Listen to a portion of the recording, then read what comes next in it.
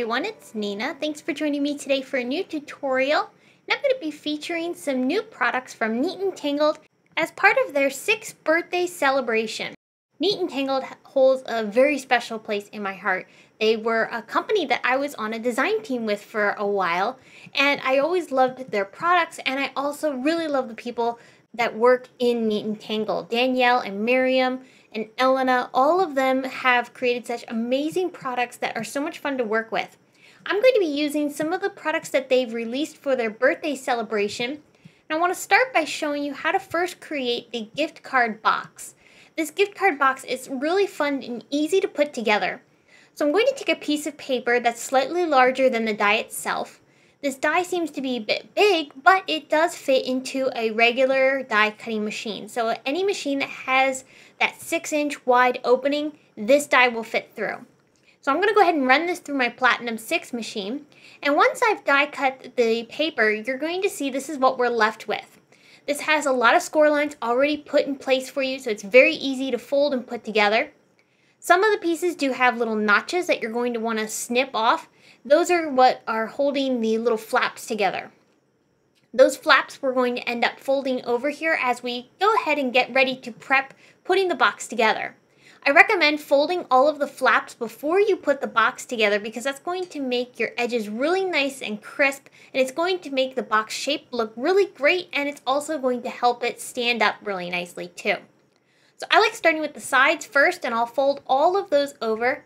Note that there are a couple of flaps that are extra on the side that you're going to want to fold over as well. There's also an extra flap at the top too where that half circle is. Now you want to be a little bit careful as you go ahead and fold this over. I recommend also using a bone folder to help make sure you get really nice good creases. If you don't have a bone folder, you could just use your finger and just give it a really nice press. So I'm going to continue going around the entire edge of the box and fold every single fold over on those score lines. This is really easy to tell where you need to fold because of those score lines already put in place for you when you run this through your die cutting machine. Now we're ready to add adhesive. I like taking some adhesive and putting it on each of the small flaps while it's face down onto my paper. Then I'm going to turn it over now that we have the adhesive on the smallest flaps. On the back side here, this is going to be the inside of your box, I'm going to add adhesive to the 2 side flaps, the ones that are furthest from the inner portions of the box, and then I'm also going to add adhesive for the outermost flap on the top of the box. Now that we have adhesive on those 3 flaps and then also the 4 small flaps, we're ready to fold this over. So I'll start by folding the top flap over first. This is going to be the front of the box on the side. Then I'm going to take the side flaps, the really small ones, and tuck those into the other flaps that are on the side of the box. This is going to hold everything in place and give it that really nice box shape. You're going to want to go ahead and press that adhesive together to make sure everything is nice and secure, and you'll do that to both sides of the box as well. And that's how easy it is to put this box together. Now that we've gone ahead and adhered all that and folded all those pieces back into place, we can now take the lid and fit the flaps inside the box, and we have this cute little gift card holder that is perfect for holding either the gift card or any small gift that can fit inside this box. Now I want to go ahead and decorate my box, so I used a bunch of the stamps from the new Thanks So Much stamp set and also the Floral Frame stamp set. For the front, and I'm also going to decorate the inside of the box, I'm using the 2 panels that are included in the gift card box additions die set. So there's 2 die sets for this gift card box. One is the main box itself, so it has everything you need to make the box. But then there's the addition panels, and these panels are perfectly sized to put on top or inside the box. I'm decorating it with sentiments from the Thanks So Much stamp set. I'm doing a bit of masking and also some two-tone stamping as I decorate this box. So you'll notice I've been masking off the words from this sentiment that says, "Because you're so kind." I stamped the "You are so" in yellow, and then the "because" and "kind" words I'm stamping with 2 different shades of pink, creating almost an ombre effect. So this panel is going to go inside the box, and I'll adhere that down with some of my tape runner, and I'll use my bone folder to make sure I get that into all of the corners of this box to make sure it's nice and flat. After I've added that inside the box, I also took the other smaller panel that's included in the gift card box edition set, and I'm going to stamp some of the flowers from the floral frame stamp set onto this panel as well. Now I'm using some colored inks to stamp all of my flowers and leaves. I used a mix of Sunshine, Rosy Cheeks, Beanstalk Green, Willow, Green Leaf, and Wisteria inks from Simon Says Stamp. I used those particular inks because I wanted to create a simple no-line effect. By using colored inks, it makes it so much easier to color in these images and create that beautiful no-line effect much more easily than if you used a very light image. I'll show you how to color these florals in just a minute. So once I finish coloring that panel, I did adhere it to the top of the box, and I will eventually tie a bit of twine around this box too, just to finish it off. And then I'm going to show you next how I created this card. There's also a matching envelope which I colored in the exact same way as I did the card, so I'm not going to show you how to create the envelope because you can kind of pretty much tell how I did it just by looking at the card itself. So let's move on to creating this card. So the card is really cute. It's an A2 size, and I'm using some Simon Says Stamp white cardstock as the card base. I'll also be using this for my coloring. I'm going to start off by taking the Thank You stamp set and stamping the diamond shape into the center of my panel. I'm using my Misty grid paper from Simon Says Stamp to make sure I get this stamp aligned perfectly in the center. I'm using black out ink from Ink on 3 to do my stamping, and I will stamp this a couple of times.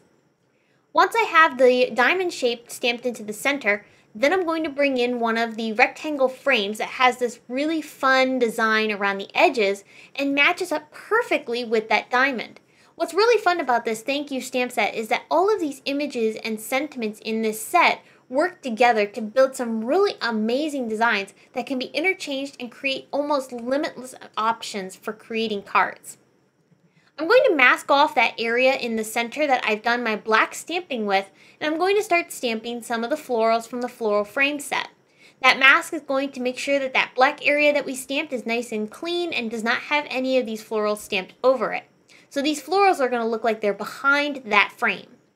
I'm using again those same inks that I used to decorate the flowers on the box, and I'm just making some really nice arrangements, and I'm using some masks to create that dimensional effect in the background. Now you will notice that I accidentally stamped over some of the flowers because I didn't realize that I didn't have my mask in place.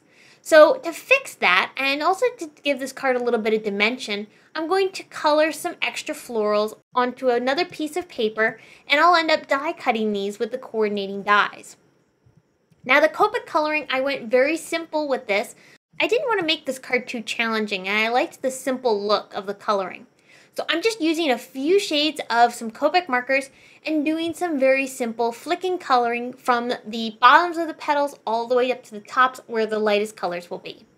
For the leaves, I used 2 shades on each leaf, and I just added some darker areas in certain places just to give them a little bit of dimension. But again, this isn't too crazy because there was so much coloring involved in this entire card. I wanted to keep it simple. So this is where I'm going to do some creative cutting to make these flowers still appear as if they're behind the frame, but now they're going to have a little bit of dimension. Because I needed to cover up some of the areas where I had over-stamped some of the images, I'm going to pop these up with foam tape, and I also colored just a few extras just because I wanted to create a cohesive look around the frame and have certain flowers and leaves popped up to make it look a little bit more balanced. So I'm going to cover up some ones that didn't technically need to be covered up. To make this easy, I'm marking off some areas with a pencil to where I want to be able to trim these down with my scissors. I'm making sure that this doesn't overlap with the black outline that I have from my stamping that I had originally done when I first started the card. And I'm using 1 layer of foam tape to add these flowers down. This doesn't add a lot of bulk to the card, but it also adds just a little bit of dimension and some fun.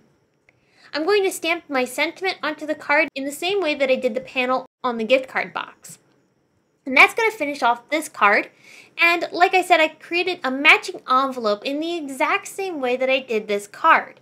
So if you want to be able to have a really nice gift set like this, you can create a really fun card, matching envelope, and this cute little gift box using these new stamps and dies from Neat Tangled.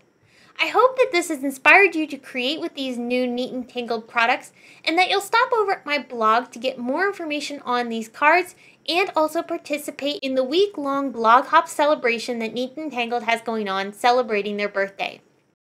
Thanks so much for tuning in. You can find links to my blog and to some other videos that you might enjoy on screen right now, and you can also find links in the video description to my blog and the products used. Thanks so much for tuning in. I will be back again very soon with more inspiration for you. And until then, have a great day. Bye!